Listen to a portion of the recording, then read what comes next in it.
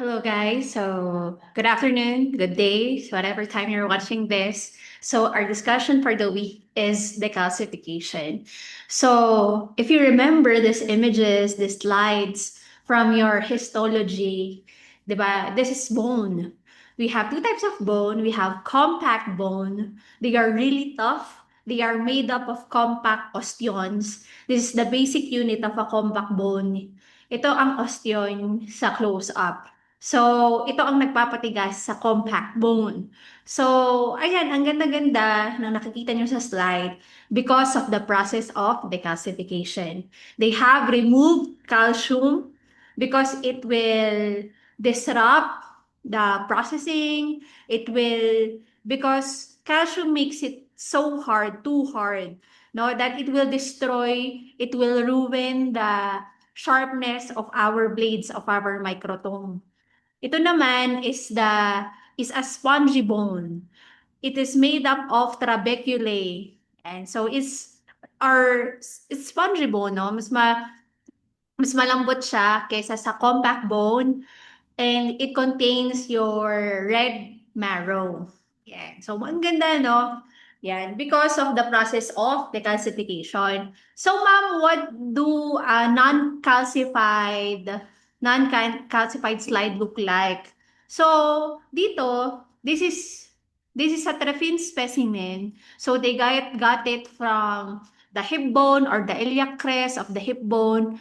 And this is stained with Von Cosa. Von Cosa is a good stain for calcium.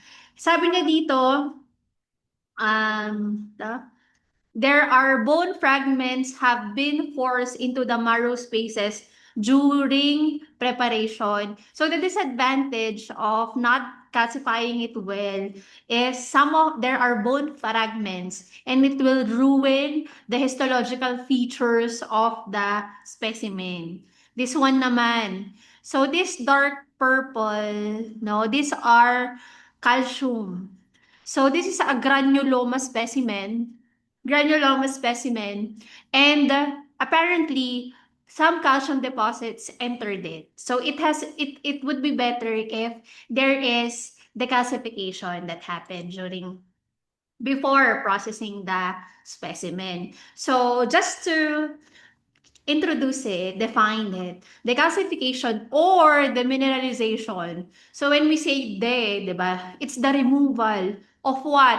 Calcium and lime salts. So we remove it prior to the tissue processing. However, it's always following fixation, okay? I-fix muna, tapos i-decalcify. So ma'am, ano po ba yung mga dinedecalcify natin? Ito, teeth, yan, para makita ng mga dentist natin, bone, and blood vessels. But blood vessels which are atherosclerotic in nature.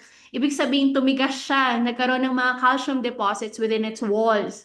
Matitigas tong mga to. So, to not ruin our knives, our blades, we need to decalcify it. So, ayan, bakit if the histotech did not decalcify the bone, it could damage the microtome, and you don't want bone fragments, bone debris, calcium in areas where you don't want to, no? Because ito, obscure, tinatakpan niya yung mga microscopic detail na gusto mo. So, kanina doon, granuloma. So, you want to see the different WBCs, the different infiltrations in the spaces, pero ayaw mo, matakpan siya ng mga bone debris.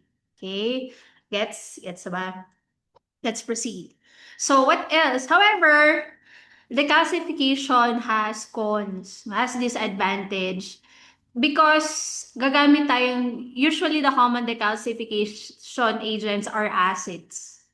And acids are good for nucleus, di ba? May acetic acid. But pag hindi mo winash ng maigi, ni-remove yung mga decalcifying agents, acids could distort or damage the tissues, especially if there is over decalcification or you have used a strong concentration of an acid. What else? Sections float off, lumulutang. In a flotation bath, it will float off during staining. Para, hindi sa flotation bath. During staining in an acid solution, lulutang daw siya, no? Because it becomes less dense in the presence of an acid solution. Yung H&E, guys, may acid solution doon. Yan. So, lulutang daw. What else? Alcohol fixatives are not recommended because it slows and prevent decalcification. So, your alcohol fixatives do not match, hindi sila compatible ng decalcification agents. And also mercury chloride fixatives. Those are no-nos. Mamaya I'll say why. So, and pinaka ano, so distortion and affects staining. Okay? So it affects staining. So hematoxylin is inhibited because it's a basic dye. Hematoxylin makes your nucleus blue. Yan. So maapektuhan ng nucleus. Um, it will neutralize hematoxylin. Okay? Kasi nga acid nga ang ginagamit na decalcifying agent. However, AUCin is an acid dye, produces a deep brick red color without differential staining. So, ano siya, magda-darken lalo. Yan, deep brick red color. Yan. Okay. So, it affects staining. Yan. Hematoxylin, it will be neutralized. Yung, ano ba to? Sabi niya dito, hematoxylin is inhibited. Yan. Because wala na. Hindi na siya gagana kasi nga magiging neutralize nga siya. Okay. So, how will we maximize decalcification? May mga disadvantage siya. Pero, how will we maximize? Kasi, kailangan ng decalcification. Pag, pag bones nga, teeth, yan. Pag masyado matigas. So, our volume, just like your fixative, 20:1. 20 parts decalcifying agent, 1 part of your tissue. All sides must be exposed. Yan. Mamaya, I'll show you how is the best setup for your decalcifying for the calcification process. The routine using nitric acid, it's 24 to 48 hours, especially if it's 2 to 4 millimeters small, no? About 2 days lang. However, if it's a really big bone for analysis of pathology, for cancer, malaki talaga yung bone na na-fracture, ayan, more than 14 days. And the reagents, ito, kailangan may apostrophe. It must be changed daily. Okay? You should not add a fresh acid to a used acid. So, yung sa pinagawa kong decalcification agent, dapat replace it every now and then. Okay? So, tipid na tayo. Sabi ko, day after another nga replace yung vinegar. But best is every day. Okay, concentration. So of course, if you would increase the concentration of acids, you will increase the speed of decalcification. However, it could distort more the tissues and the antigenicity of cells. Ma'am, bakit? Para saan po yung antigenicity of the cells? For immunohistochemistry. So temperature, of course, heat will accelerate the speed of decalcification, but the optimal is at room temperature lang po. Okay? 18 to 30 degrees or around 22 degrees Celsius, room temp lang po tayo. However, may mga exception. Ang heat, more than 30, yan, okay na yung 30 daw. 37 degrees Celsius body temp impairs nuclear staining of Van Giesen stain of collagen fibers. Diba Zenker's fixative, okay, sa Van Giesen? So, ang Van Giesen stain, it stains collagen. So, collagen is a connective tissue fiber, diba? Kung naalala niyo. 55 degrees Celsius, tissue will undergo complete, sabi niya, digestion. So, baka ma-macerate yung tissues, baka ano yung term, ma-coagulate yung proteins. So, ganito daw ang best na na set up for acid decalcification. Hindi ko to pinagawa kasi I want you to observe the physical the physical characteristics of the bone, how it feels, and it will be hassle if we will wrap it around gauze. Yan. The first time we did it, pinarap ko ng gauze at nahirapan yung mga students ibalik ng ibalik, no? So, I opted for them not to wrap it anymore. Okay. So, this will be our discussion for the day. Okay, pag-aaralan natin yung apat na main decalcifying practices. Okay, so acids, yan, mga acid. Chelating agent, we only have EDTA. We have ion exchange resin. Ammonium form of polystyrene, so parang plastic in nature. And electrical ionization or electrophoresis. Okay, so wherein calcium, a positively charged particle will migrate to the negatively charged electrode. Okay, so ang common, syempre, and most accessible are your acids as decalcifying agent. Okay, but the disadvantage is distortion and it can affect H&E staining. So, ayan, ito nga, common to, 5%. This is the most common formulation of decalcifying agent. Kung 10% BNF sa fixative, ito naman, 5%. I, this is rapid. This is rapid. But I think the best is formic acid pala. Best is formic acid. This is rapid decalcifying agent. Okay, so yan, acid, most common, the stable, easy, available. Yan. So, 5 to 10% is common and fastest. No, but I think the most reliable, routinely, hindi ko alam kung anong mas routinely use eh, formic acid or nitric acid. Let's see, no? I think mas common ang nitric acid na ginagamit. Okay. However, mas minimal ang distortion ng formic acid. So, ito, most common and fastest. So, if it's small, it's 12 to 24 hours. So, it's good for rapid decalcification. For formal nitric acid, ito na naman tayo, oh. We combine formaldehyde and nitric acid. So, it's rapid acting. It's good for nuclear staining. This one, 5 to 10% inhibit nuclear stain and leaves a yellow color. Yan. I think that's a characteristic of nitric acid. Minsan may nag-iwan siya ng yellow na color. I don't know if you have noticed it in your MCHOC subject. Formal nitric acid, because of formaldehyde, it will lessen the yellow discoloration. However, exposing it to 5% sulfate or 0.1% urea will remove that yellow color. Yan. Perennis is a decalcifying agent and a tissue softener.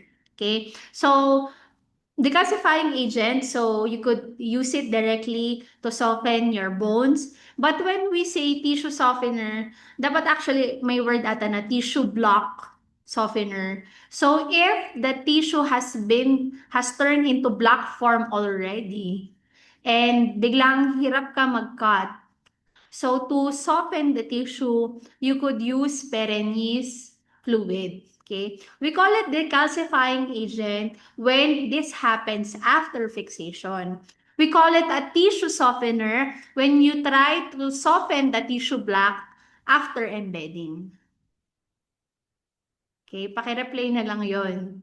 Decalcifying agent, we use it after fixation, in bones, in whatever. In tissue softener, example, parang granuloma, nakagawa ka na ng block. However, you find it hard to cut. So after embedding, you can expose the tissue block to a tissue softener, example, Perenni. I also have other tissue softeners. I'll talk about it in a while. we have this is the fastest variation of nitric acid. Okay? So, pinakamabilis among nitric acid family, this is fluoroglucine nitric acid. So, like your nitric acid, it has 4 nuclear stain because of it affects hematoxylin. It must remove by 3 changes of 70 to 90% ethanol. Hindi ba, pag fixatives, you need to wash it with water to remove the formaldehyde. The same thing with decalcifying agent. You have to, after decalcifying, you have to wash it with water. No, sometimes, pero dito, ang recommendation naman niya, 3 changes of 70 to 90% ethanol. And guys, another version of nitric acid is dextrose fluid. Dextrose is for nerve fibers. Okay. So, ito, formic acid. Yan. Actually, there is formic acid and formaldehyde combination na rin. No, hindi ko nakalagay. Yan. However, ito, 5% formic acid is the best general decalcifying agent and also acts as a fixative. Okay? Sabi niya, it's good for small pieces. It does not affect nuclear and cytoplasmic staining. However, it's good. So, mas good siya sa nitric acid. Okay? But nitric acid is most common. Okay. The washing includes 5% sodium sulfate. Okay, to wash off the formic acid or to neutralize it. Ito, according to Leica is a brand. Leica. Meron the addition of sodium formate. Yan, the author is Christensen. And the addition of sodium citrate. The authors are Evans and Cragen.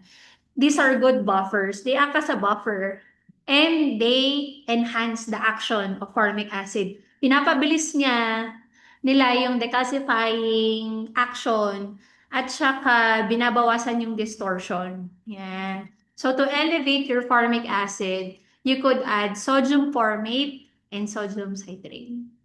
Okay, so dinagdag ko to.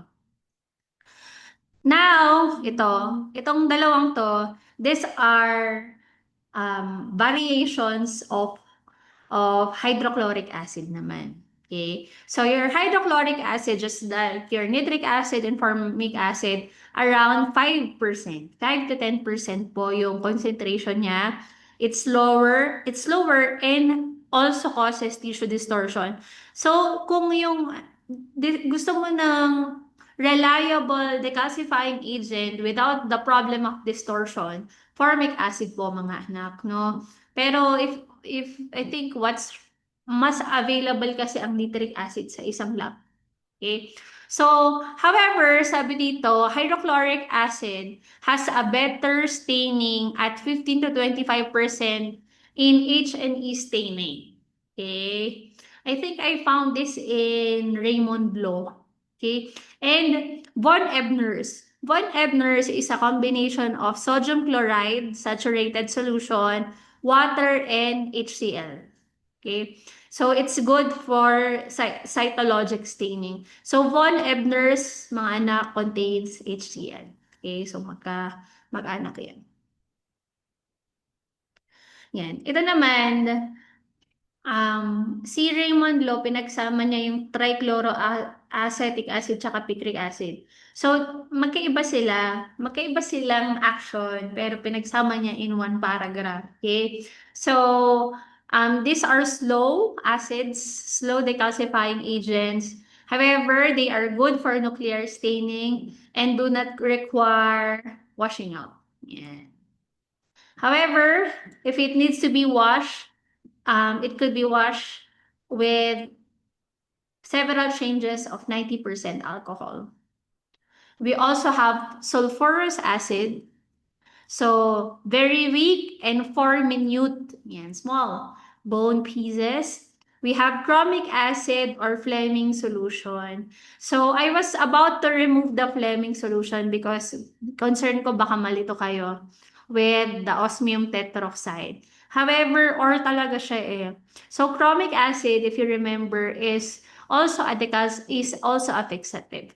So fixative and decalcifying agent. However, it may form insoluble pigments, highly corrosive, diba, yung chromic acid, and carcinogenic and an environmental hazard. So, what are the steps on decalcification? Number one is rinse the fixed section in water before placing it in decalcifying solution. Ayaw mo ng excess formaldehyde. Yan. Completely immerse the section in a volume of decalcifying agent equivalent to 20 times the volume of the specimen. Change the decalcifying agent daily. Never add a fresh solution to a used solution. After decalcification, wash the bones. If it's small, 30 minutes. If it's large, around 1 to 4 hours in running water. So, yan ang general procedure. However, di ba, pwedeng sodium sulfate, 90% alcohol. So, let's look at this, no? Mukhang grapes yung picture. That doesn't, hindi dapat ganyan ang itsura, parang smudged ang nucleus, no? Ang nucleus, it should be round. It shouldn't be, hindi siya dikit-dikit, hindi siya mukhang smudged looking. But this is what over the calcified section of the bone. Okay? It will destroy the details of the nucleus. 'Di ba? So, sayang yung effort, yung time. So, yun ang mga acids po natin, no? Pag ginagamitan ng acids. So, now we're going to your EDTA. So, your EDTA is a chelating agent, no? Some pronounce it chelating or chelating. Yan, nagkaintindihan naman tayo, 'di ba? So, EDTA, we have different types. May potassium EDTA, but what we use in histopath is disodium.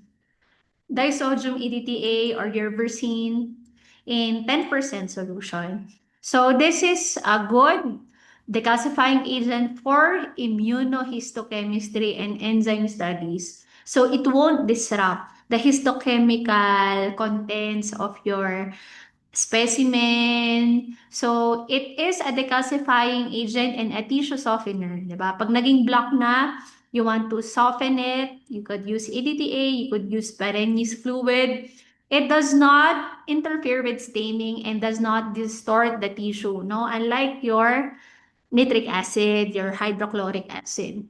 However, sobrang tagal, no? 1 to 3 weeks for small specimen, 6 to 8 weeks, no? About 2 months for dense bone tissues. Okay? And the required pH is neutral 1. Okay? So, yun.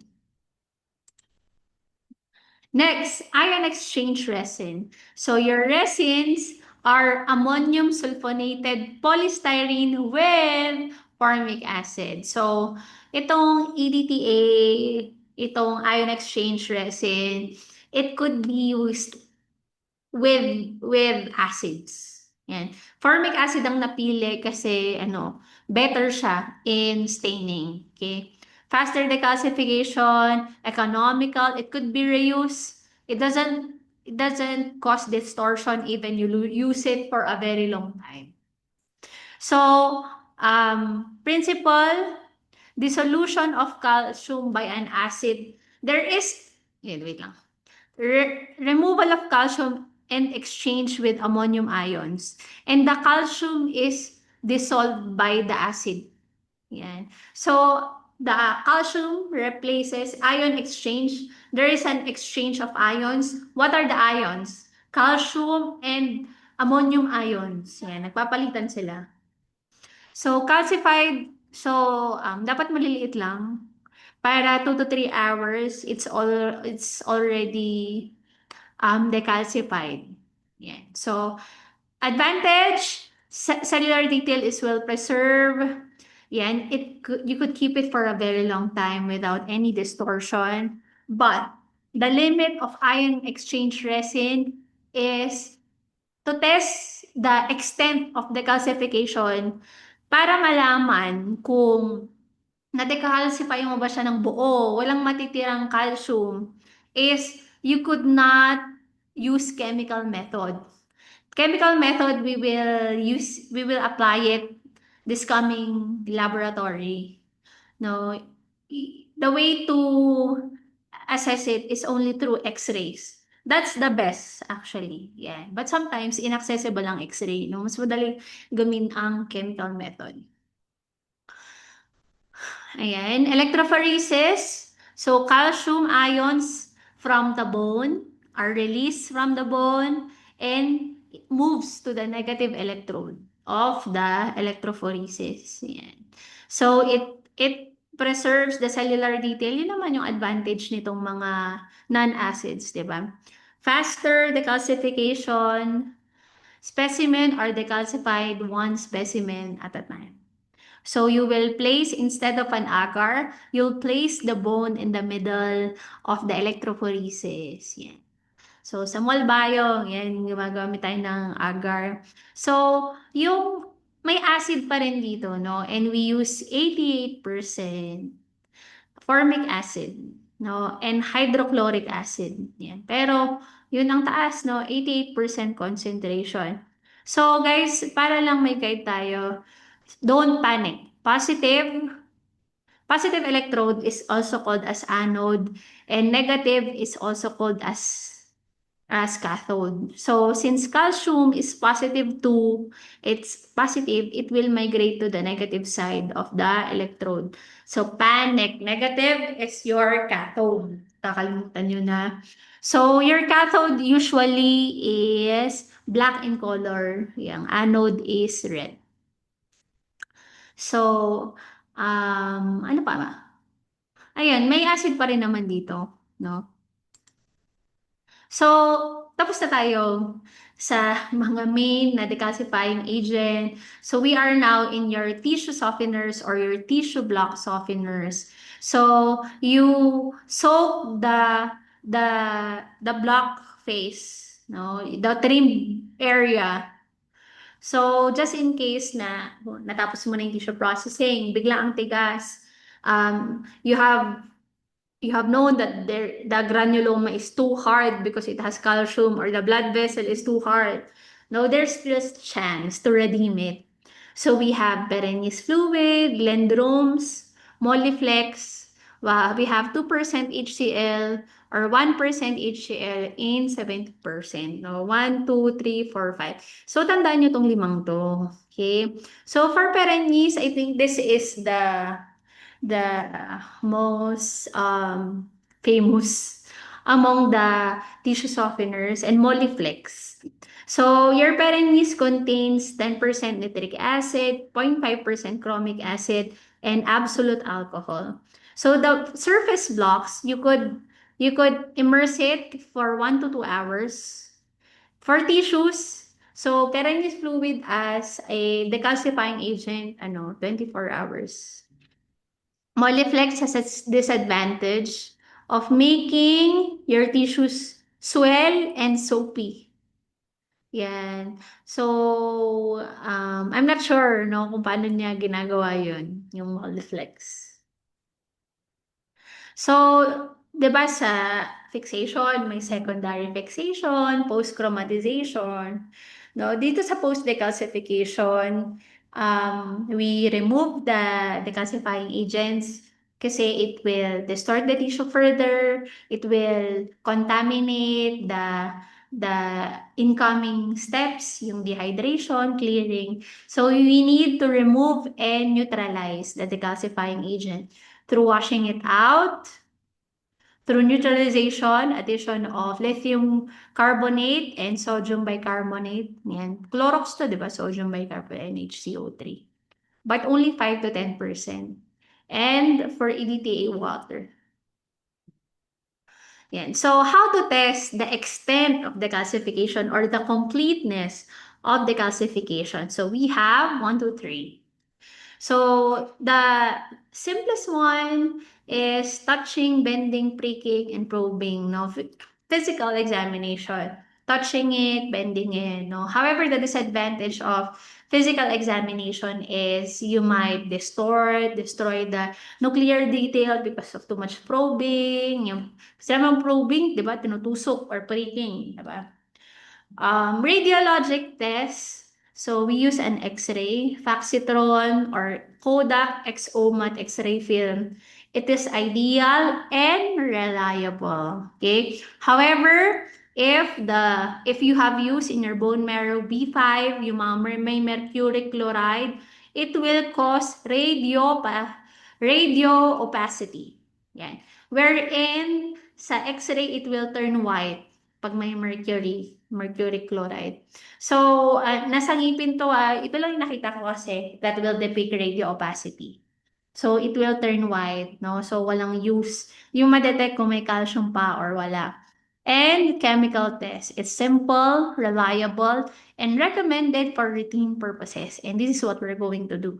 We will do a calcium oxalate test. Okay? So, calcium oxalate is a precipitate which will show if there is incomplete decalcification, no? So the precipitate is calcium oxalate, okay? So in your decalcifying agent, pag may precipitate pa siya, ibig sabihin the decalcification was incomplete, okay? So I just want to show what do X-ray look like once you're decalcifying it with formic acid. So ito po ay isang femoral head, no? So the head of a femur, and it has been exposed to formic acid with citrate, no? For the 0 hour, yan, ano pa? Ano ba yan? May mga whitish, grayish hues. No? So, pag pakunti ng pakunti yung calcium, pawala ng pawala yung white inside the bone. Galing, no? 144 hours. Yan. Ilang days na to? Paki-compute. No? So, ano matagal kasi ang laki ng femur. So, for calcium oxalate test, we will get 5 ml of the used decalcifying agent. So, we will get your vinegar, no? Para hindi maubos yung reagent natin, we will just, 1 ml lang. 1 ml decalcifying agent, 1 ml saturated ammonium, no? Kasi 50 kayo eh. So, maubos na yung mga reagent kung lahat 5 ml, no? So, 1 ml calcifying agent, we will neutralize it until pH 7, drop by drop using ammonium hydroxide. Then, we will add 5 ml of saturated ammonium oxalate, okay? So, the calcium in your decalcifying fluid and the oxalate from your ammonium oxalate will find each other. After 30 minutes, there will be the presence of calcium oxalate, no? So kung clear yung decalcifying fluid, no, meaning the decalcification is completed. However, if there's still precipitate, then the decalcification is incomplete yet. So continue on with the decalcification process. Yan, ibalik sa vinegar. Okay? So, these are my summary. So, ang requirement ng decalcification, careful preliminary assessment of the specimen. Kung may mga areas na matitigas, check if it's calcium. And para mag-decalcify ka saglit, there must be thorough fixation. So, if it's kailangan ng rapid diagnosis, no need for fixation, sabi ni Raymond Law. But if it's just routine, fix it first, okay? Preparation of slices should be in reasonable thickness for fixation. So, huwag masyadong malaki. Okay, the choice of a suitable decalcifier must have adequate volume and be changed regularly, daily if possible. a careful determination of the endpoint. Yan. So, you need to test it through chemical, physical testing. Yan. Para malaman mo kung you still need to continue it or not. And thorough processing using a suitable schedule. Okay, so ang mahirap sa histopath guys is kung mali na yung sa simula, it will maapektuhan ng iba, no? So, siya, trial and error rin, no? So, I have few question here. What is the best or the routinely used decalcifying agent? Which of the following reagents both decalcifies and fixes? So sa lahat ng mga pinag-usapan nating acids, what is the fastest decalcifying agent? What is the limitation of physical testing? In the extent of decalcification, what is the limitation of X-ray testing in assessing extent of decalcification? So, ang raming self-assessment, no, online. So, yun, test yourself, no, read it well. That's it, guys. I'll see you again. Bye-bye.